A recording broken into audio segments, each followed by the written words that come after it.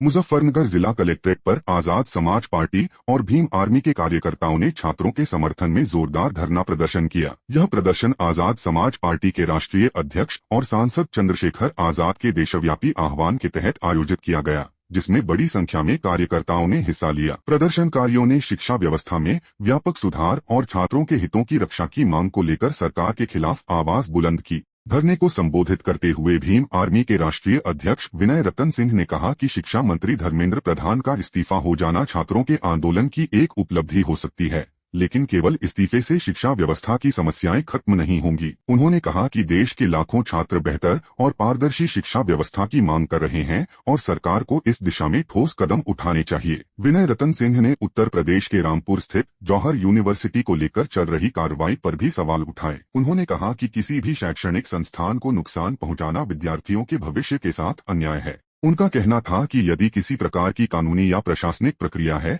तो उसे कानून के दायरे में पूरा किया जाए, लेकिन शिक्षा संस्थानों को बचाया जाना चाहिए ताकि छात्रों की पढ़ाई प्रभावित न हो। धरने के दौरान कार्यकर्ताओं ने सरकार के खिलाफ नारेबाजी की और शिक्षा व्यवस्था में सुधार, छात्रों के अधिकारों की रक्षा तथा शैक्षणिक संस्थानों को सुरक्षित रखने की मांग उठाई। प्रदर्शन के बाद आजाद समाज पार्टी और भीम आर्मी के प्रतिनिधिमंडल ने जिला प्रशासन को ज्ञापन सौंपकर अपनी मांगों पर जल्द कार्रवाई करने की अपील की। है कि देश के अंदर लोकतंत्र खत्म हो रहा है। दिल्ली में जो धरना प्रदर्शन चल रहा है छात्रों को पेपर लीक वाले मामले को लेकर के, मेन धरना है जिन बच्चों को लाठियां चली, जिनको बेवजह पीटा गया पुलिस के द्वारा, उनको न्याय दिलाने को लेकर था, और धर्मेंद्र प्रधान जी के इस्तीफे को लेकर था कि उनको इस्तीफा देना चाहिए क्योंकि वो देश के शिक्षा मंत्री हैं। अगर शिक्षा में कोई फेरबदल हो रहा है, चोरी हो रही है, तो सबसे पहले जिम्मेदारी उनकी है। देखिए, इस्तीफा जो है वो पहला स्टेप है। हालांकि कैबिनेट ये भी कह रहा है कि 10 साल की सजा उसको रहेगी और 1 करोड़ का जुर्माना रहेगा जो पेपर लीक करेगा,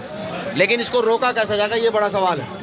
अगर ये कहें कि क्या दूध की जिम्मेदारी आप बिल्ली को दे देंगे तो ये तो नहीं हो पाएगा। मुझे ये लगता है कि कठोर नियम बनने की जरूरत है। वो अधिकारी से लेकर कर्मचारी तक और नेता तक जिनके अंदर ये आते हैं, जिनका नाम आता है, उन सबको सजा होनी चाहिए, तब जाकर के चीज़ें रुक पाएंगी, वरना रुकेंगी नहीं। हमारी पूरी टीम दिल्ली के अंदर लगी हुई है, भीम आर्मी की आजाद समाज पार्टी की पूरी टीम लगी हुई है, और हर प्रकार की सुविधा जो भी हम उन तक मुहैया करा सकते हैं वो उनको कराने का काम कर रहे हैं। लेकिन ये सबसे बड़ी जिम्मेदारी सरकार की, ये जिम्मेदारी बैठती है माननीय अमित शाह जी की, क्योंकि वो गृह मंत्री हैं। उनको जाना चाहिए था, प्रत्येक हॉस्पिटल जाना चाहिए था और कहना चाहिए था कि हमसे गलती हुई है, आगे से हम कभी ऐसा नहीं करेंगे। जब भी छात्रों को समस्या होगी तो हम उसको सुनने का काम करेंगे। यहाँ पर पेपर लीक जो है करता कौन है, ये बड़ा सवाल है। क्या बिना सोर्स के पेपर लीक हो रहे हैं? आप और मैं तो नहीं कर सकते जाकर। या तो वो अधिकारी जिनके अंदर वो रखे गए हैं, या जिन्होंने बनाए हैं, या फिर सरकार में बैठे आका जो परिसर देके इस काम को कराते हैं, वो लोग तो करा रहे हैं। देखिए, भारत में मेरा मानना है कि किसी भी यूनिवर्सिटी को तोड़ा जाना जो है ना, वो भारत के शिक्षार्थियों के लिए अहित करना, उनका अहित करना, उनके भविष्य के साथ खिलवाड़ करना है। कोई ये सरकार यूनिवर्सिटी बना तो रही नहीं है, लगा तोड़े जा रही है। क्यों, क्या कारण है? देखिए, जब तक इस देश में जाति धर्म का बोलबाला रहेगा और काम से ज़्यादा जाति धर्म को प्रायोरिटी दी जाएगी, तो तब तक ये होना असंभव है।